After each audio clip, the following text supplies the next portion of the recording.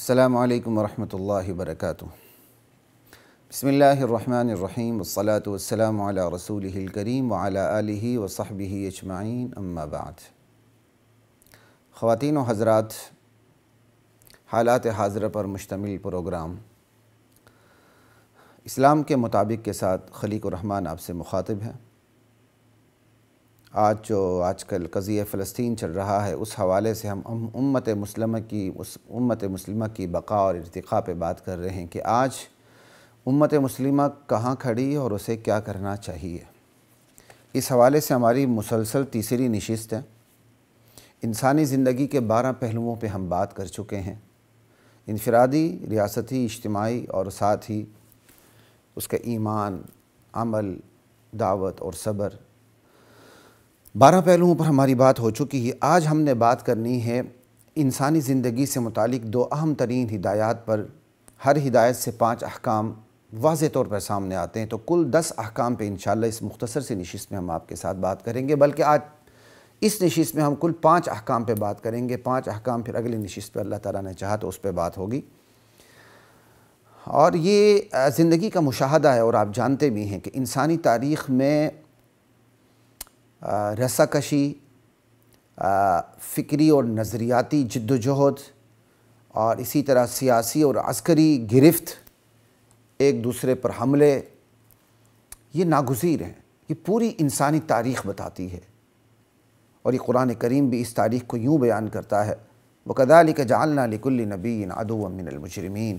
جب بھی انبیاء ہدایات دینے کے لیے اللہ کی طرف سے اترے تو مجرمین نے ان کا مقابلہ کیا۔ یہ حق و باطل کا تصادم، یہ سچ اور جھوٹ کی آپس کی لڑائی، یہ شروع دن سے ہے، دنیا بننے سے پہلے ہے، ابلیس و آدم سے ہے۔ ٹھیک؟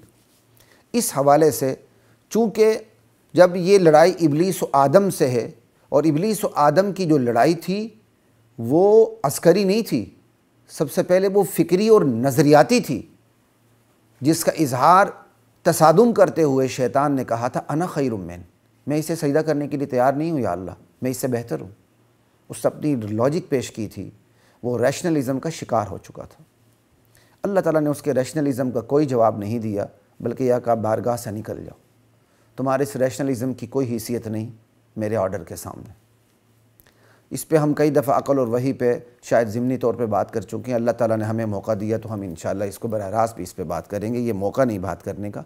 تو بہرحال کہنے کی بات یہ ہے کہ انسانی زندگی کے اندر ایک دوسرے کے ساتھ فکری اور نظریاتی تصادم یہ ناگزیر ہے، اور پھر اسی نظریاتی بنیاد پر کیا کہتے ہیں، عمومی طور پر، ورنہ نظریات کے علاوہ بھی اسی نظریاتی بنیاد پر آپس میں جنگ و جدل بھی برپا ہوتی ہے، سیاسی تصادم بھی ہوتا ہے، عسکری تصادم بھی ہوتا ہے۔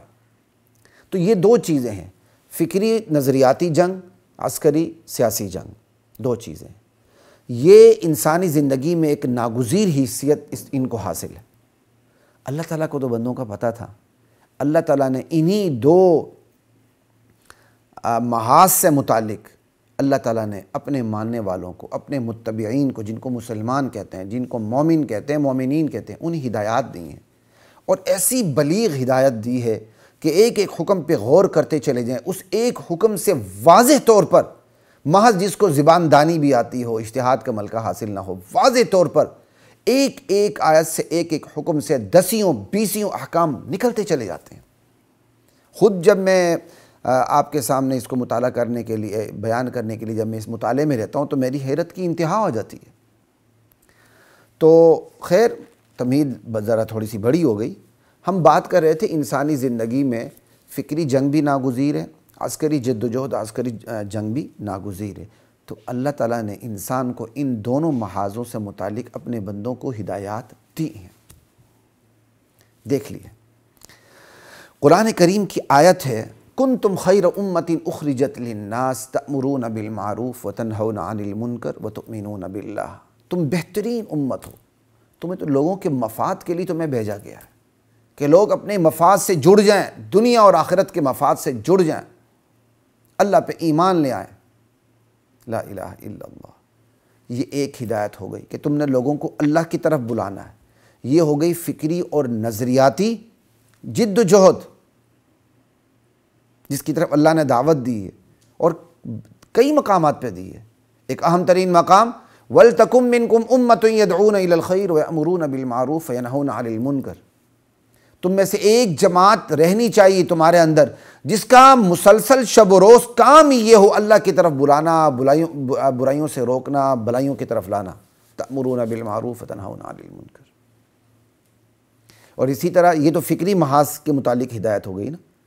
اب کسی کو جبراً مسلمان نہیں کرنا، ٹھیک ہے نا،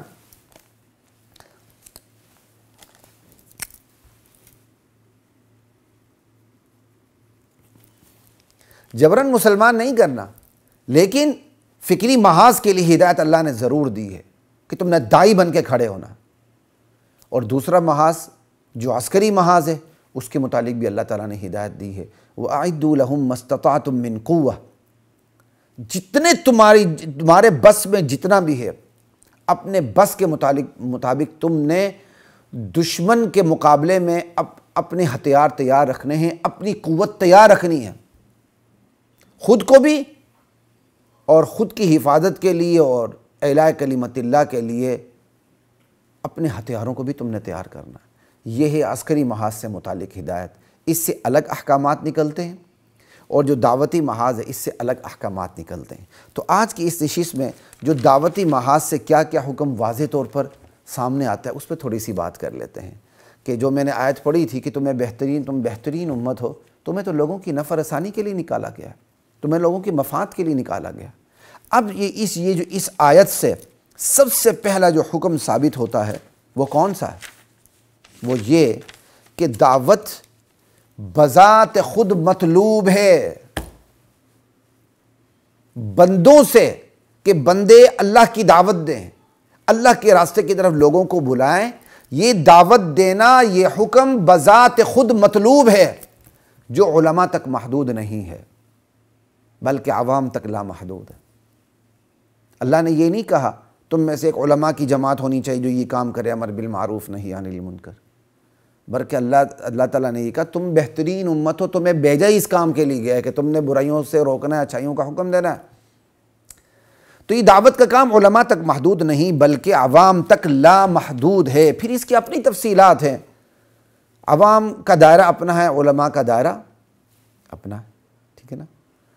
جیسے آپ سمجھ لیں کہ ٹریننگ ہوتی ہے، فوجی ٹریننگ لازمی بعض ممالک کے اندر ہر شہری کے لیے ہے۔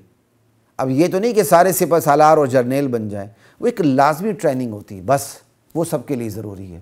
باقی پیشہ ورانہ فوج وہ بہت آگے کی بات ہے، تو اس کے لیے پوری پیشہ ورانہ فوج کام کرتی ہے۔ بالکل اسی طرح یہاں بھی یہ سمجھیں دعوت ہر ایک کے ذمہ ہے، لازمی حد تک خود کو دعوت دینی، حلال حرام کیا ہے، جائز ناجائز کیا ہے، زندگی اسے 24 گھنٹے کیسے گزارنی ہے، اتنی دعوت خود کو بھی دینا، قوا انفسکم واہلیکم نارا، سمجھ آئی؟ تو اتنا تو علم ہونا چاہیے نا۔ خیر ابھی علم پہ تو ہم بات نہیں کر رہے، ابھی بات کریں دعوت تک۔ تو یہ دعوت کا حکم علماء تک محدود نہیں ہے بلکہ عوام تک لامحدود ہے۔ خود دعوت کا حکم بذات خود مطلوب ہے کہ امت دعوت دے، امت داعی بنے۔ اللہ اکبر! یعنی اللہ چاہتے ہیں کہ اس امت کا ہر فرد داعی ہو۔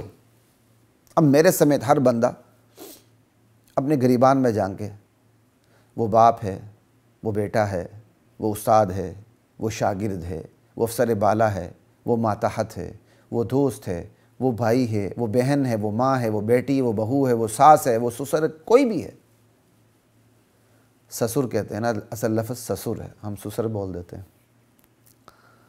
تو کیا وہ اپنے دائرے میں داعی ہے؟ بس یہ سوچنے کی ضرورت ہے۔ تو ایک حکم یہ ثابت ہوا دعوت بذات خود مطلوب ہے، جو علماء تک محدود نہیں، عوام تک لامحدود ہے، ٹھیک ہے جی۔